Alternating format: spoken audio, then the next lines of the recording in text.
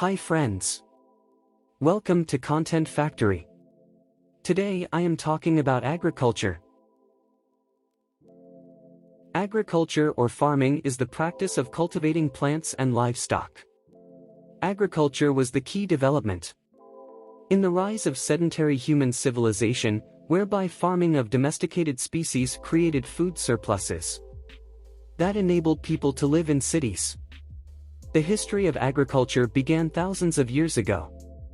After gathering wild grains beginning at least 105,000 years ago, nascent farmers began to plant them around 11,500 years ago. Sheep, goats, pigs, and cattle were domesticated over 10,000 years ago. Plants were independently cultivated in at least 11 regions of the world. Industrial agriculture based on large-scale monoculture in the 20th century came to dominate agricultural output, though about 2 billion people still depended on subsistence agriculture. The major agricultural products can be broadly grouped into foods, fibers, fuels, and raw materials. Food classes include cereals, vegetables, fruits, cooking oils, meat, milk, eggs, and fungi. Over one-third of the world's workers are employed in agriculture, second only to the service sector. Although in recent decades, the global trend of a decreasing number of agricultural workers continues, especially in developing countries, where smallholding is being overtaken by industrial agriculture and mechanization that brings an enormous crop yield increase. Modern agronomy, plant breeding, agrochemicals such as pesticides and fertilizers, and technological developments have sharply increased crop yields, but cause ecological and environmental damage. Selective breeding and modern practices in animal husbandry have similarly increased the output of meat, but have raised concerns about animal welfare and environmental damage. Environmental issues include contributions to global warming, depletion of aquifers, deforestation, antibiotic resistance, and other. Agricultural pollution. Agriculture is both a cause of and sensitive to environmental degradation, such as biodiversity loss, desertification, soil degradation, and global warming, all of which can cause decreases in crop yield. Genetically modified organisms are widely used, although some are banned in certain countries. Agriculture began independently in different parts of the globe, and included a diverse range of taxa. At least 11 separate regions of the Old and New World were involved as independent centers of origin. The development of agriculture about 12,000 years ago changed the way humans lived. They switched from nomadic hunter-gatherer lifestyles to permanent settlements and farming. The development of agriculture enabled the human population to grow many times larger than could be sustained by hunting and gathering. 11. Agriculture began independently in different parts of the globe, and included a diverse range of taxa, in at least 11 separate centers of origin. 9. Wild grains were collected and eaten from at least 105,000 years ago. In the Paleolithic Levant, 23,000 years ago, cereals cultivation of emmer, barley, and oats has been observed near the Sea of Galilee. Rice was domesticated in China between 11,500 and 6,200 BC, with the earliest known cultivation from 5,700 BC, followed by mung, soy, and azuki beans. Sheep were domesticated in Mesopotamia between 13,000 and 11,000 years ago. In the Americas, crops domesticated in Mesoamerica, apart from teosinte, include squash, beans, and cacao. Cocoa was being domesticated by the Mayo Chinchipe of the Upper Amazon around 3000 BC. The turkey was probably domesticated in Mexico or the American Southwest. The Aztecs developed irrigation systems, formed terraced hillsides, fertilized their soil, and developed chinampas or artificial islands. The Mayas used extensive canal and raised field systems to farm swampland from 400 BC. Coca was domesticated in the Andes, as were the peanut, tomato, tobacco, and pineapple. Cotton was domesticated in Peru by 3600 BC. Animals including llamas, alpacas, and guinea pigs were domesticated there. In North America, the indigenous people of the East domesticated crops such as sunflower, tobacco, squash, and chenopodium. Wild foods including wild rice and maple sugar were harvested. The domesticated strawberry is a hybrid of a Chilean and a North American species, developed by breeding in Europe and North America. The indigenous people of the Southwest and the Pacific Northwest practiced forest gardening and fire stick farming. The natives controlled fire on a regional scale to create a low-intensity fire ecology that sustained a low-density agriculture in loose rotation, a sort of wild permaculture. A system of companion planting called the Three Sisters was developed in North America. The three crops were winter squash, maize, and climbing beans.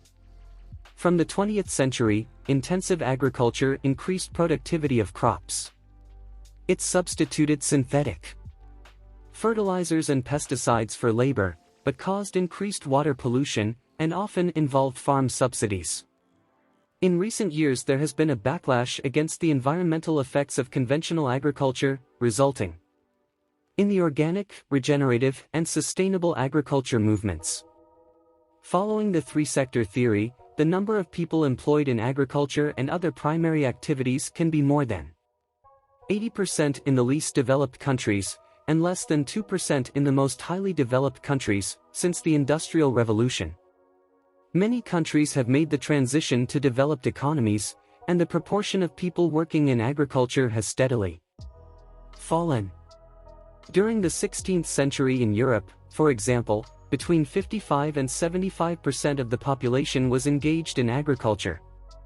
By the 19th century, this had dropped to between 35 and 65%. 108. In the same countries today, the figure is less than 10%. At the start of the 21st century, some 1 billion people, or over one-third of the available workforce, were employed in agriculture. It constitutes approximately 70% of the global employment of children, and in many countries employs the largest percentage of women of any industry. The service sector overtook the agricultural sector as the largest global employer in 2007. Agriculture, specifically farming, remains a hazardous industry, and farmers worldwide remain at high risk of work-related injuries, lung disease, noise-induced hearing loss, skin diseases, as well as certain cancers related to chemical use and prolonged sun exposure. On industrialized farms, injuries frequently involve the use of agricultural machinery. And a common cause of fatal agricultural injuries in developed countries is tractor rollovers, pesticides and other chemicals used in farming can be hazardous to worker health, and workers exposed to pesticides may experience illness or have children with birth defects. As an industry in which families commonly share in work and live on the farm itself. Entire families can be at risk for injuries, illness, and death. Ages 0 to 6 may be an especially vulnerable population. In agriculture, common causes of fatal injuries among young farm workers include drowning, machinery and motor accidents, including with all-terrain vehicles. In the United States, agriculture has been identified by the National Institute for Occupational Safety and Health as a priority industry sector in the National Occupational Research Agenda to identify and provide intervention strategies for occupational health and safety issues. In the European Union, the European Agency for Safety and Health at Work has issued guidelines on implementing health and safety directives in agriculture, livestock farming, horticulture, and forestry. The Agricultural Safety and Health Council of America also holds a yearly summit to discuss safety. Climate change and agriculture are interrelated on a global scale. Global warming affects agriculture through changes in average temperatures, rainfall, and weather extremes, changes in pests and diseases, changes in atmospheric carbon dioxide and ground-level ozone concentrations, changes in the nutritional quality of some foods, and changes in sea level. Global warming is already affecting agriculture, with effects unevenly distributed across The world future climate change will probably negatively affect crop production in low-latitude countries, while effects in northern latitudes may be positive or negative. Global warming will probably increase the risk of food insecurity for some vulnerable groups, such as the poor. Genetically modified organisms are organisms whose genetic material has been altered by genetic engineering techniques, generally known as recombinant DNA technology. Genetic engineering has expanded the genes available to breeders to use in creating desired germlines for new crops. Increased durability, nutritional content, insect and virus resistance, and herbicide tolerance are a few of the attributes bred into crops through genetic engineering. For some, GMO crops cause food safety and food labeling concerns. Numerous countries have placed restrictions on the production, import, or use of GMO foods and crops. Currently, a global treaty, the Biosafety Protocol, regulates the trade of GMOs. There is ongoing discussion regarding the labeling of foods made from GMOs, and while the EU currently requires all GMO foods to be labeled, the US does not. Agriculture is both a cause of and sensitive to environmental degradation, such as biodiversity loss, desertification, soil degradation, and global warming, which cause decrease in crop yield. Agriculture is one of the most important drivers of environmental pressures, particularly habitat change, climate change, water use, and toxic emissions. Agriculture is the main source of toxins released into the environment, including insecticides, especially those used on cotton. The 2011 UNEP Green Economy Report stated that agricultural operations produced some 13% of anthropogenic global greenhouse gas emissions. This includes gases from the use of inorganic fertilizers, agrochemical pesticides, and herbicides, as well as fossil fuel energy inputs. Agricultural economics is economics as it relates to the production, distribution, and consumption of goods and services. Combining agricultural production with general theories of marketing and business as a discipline of study began in the late 1800s and grew significantly through the 20th century, although the study of agricultural economics is relatively recent. Major trends in agriculture have significantly affected national and international economies throughout history, ranging from tenant farmers and sharecropping in the post-American Civil War southern United States to the European feudal system of manorialism. In the United States, and elsewhere, food costs attributed to food processing, distribution, and agricultural marketing, sometimes referred to as the value chain, have risen while the costs attributed to farming have declined. This is related to the greater efficiency of farming, combined with the increased level of value addition provided by the supply chain.